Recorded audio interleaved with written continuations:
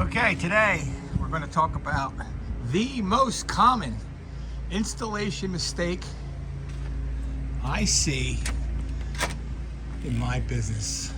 I should say the most common installation mistake I see on doors. Any kind of a hinge door. You can see this hinge has all the screws. When these doors come from the factory, there's usually a little plastic bag which will be tacked on to the framing with long screws, usually about 2.5, 3 inches long. And sometimes the manufacturer will leave 2 holes open. Other times he puts all 4 screws in short.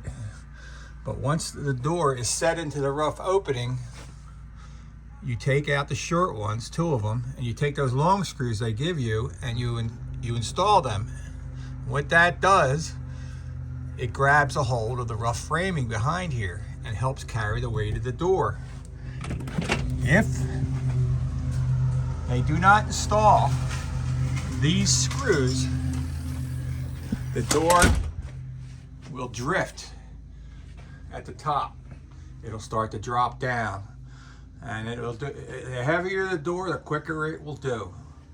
Or I should say, it'll drift. So if you're having a problem with your door dragging, or your locks won't engage with the holes and the plates that are there, step back and take a look at the reveal at the top of the door.